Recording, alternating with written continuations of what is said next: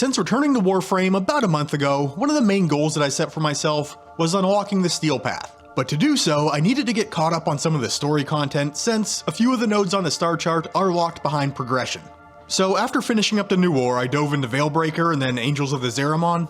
That left the last item on my list being Warframe's latest major content drop, Whispers in the Walls.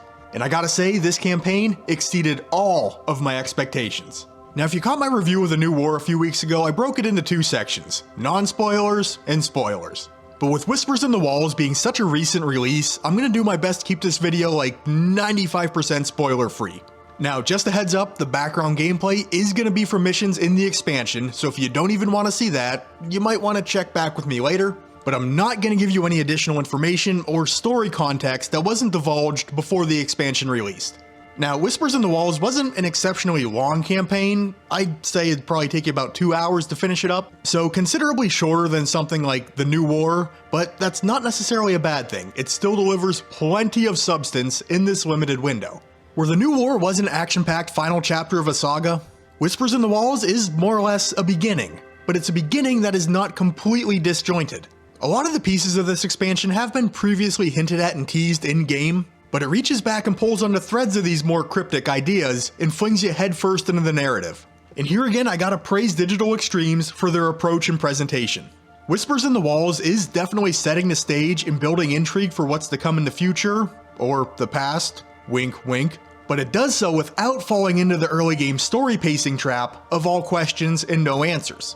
It finds a nice balance of connecting some of the dots back to previous expansions, while still providing plenty of new context and ideas for players to wrap their head around. And while I do consider myself to be a more casual enjoyer of Warframe's story, I think for those who do like to dig a little bit deeper or really engross themselves in Warframe's lore, there is a lot here.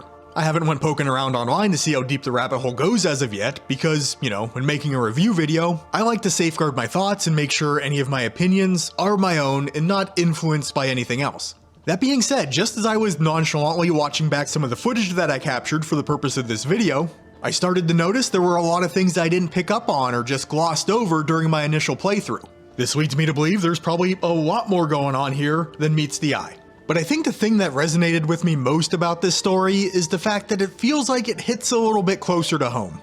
It certainly has those fantastical aspects as well that aren't exactly steeped in reality, but the overarching plot, a few of the settings, and some of the characters that you're going to interact with, they all feel a bit more grounded, and I don't say that with a negative connotation. Maybe more relatable, more human is a better way of putting it. Now, I don't take any issue with Warframe's odd cast of characters or going to battle with or against godlike cosmic beings. That was kinda what made Warframe Warframe. But Whispers in the Walls kinda feels like a shift away from that, albeit a subtle one, but still a shift. But I think it was just a soft enough nudge to let Digital Extremes refocus the story, introduce new elements, tell a tale with a slightly different tone, and set us down a solid narrative path going forward. A comment that I've often heard over the years is that you don't play Warframe for the story, and in the past I would probably have checked the somewhat agree box. For me, that mindset ends with this expansion. I am hungry for more story. I think Whispers in the Walls as a whole was masterfully done in this respect. In terms of the overall gameplay though, another win in my book. With the new war still pretty fresh in my mind, Whispers in the Walls was a satisfying return to Warframe at its core. And that's not to say that I didn't like the New War's gameplay, because for the most part I did. I think more so though, I appreciated the studio's willingness to take risks and approach things from a different angle. As a standalone experience, I did enjoy it quite well, but there still were a lot of cases where the spotlight was kind of shifted away from your Warframe. But as many of you told me in the comment section of my New War review, that was going to change going forward. And it certainly did. The gameplay focus moved back to your Warframe and the arsenal that you've been building up throughout your time spent with the game. And it definitely was a nice feeling being able to use all of your accrued power in story-based content. Did you need to roll in with your most overpowered build to complete this campaign? Absolutely not. But the encounters weren't a walk in the park either. Enemy levels throughout the story hung right around 40, so nothing crazy, but having a somewhat competent setup wasn't unimportant and certainly helped matters. Also with it, the expansion brought a new game mode / mission type in Alchemy, which I do very much enjoy. I've always been a sucker for endless missions. A brand new enemy faction to square off against with unique traits and behaviors. And an interesting and beautifully crafted tile set with tons of destructible elements rolled in.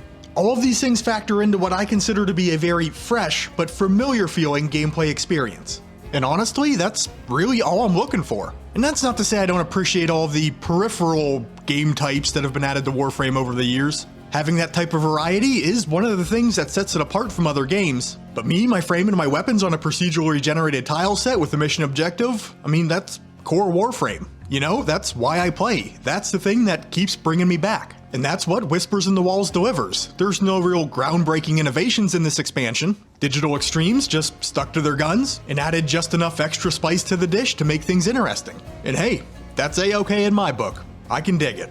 But those are my general thoughts on the expansion. If you'd like to leave yours down in the comments, I'd love to talk about it. My only ask is if you do want to discuss something that could be considered a spoiler, throw a warning in there. I'd really like to protect that first-hand experience for anyone just scrolling through the comments. But that's all I got for you in this video. Have a great day, ladies and gentlemen, and I'll catch you on the next one.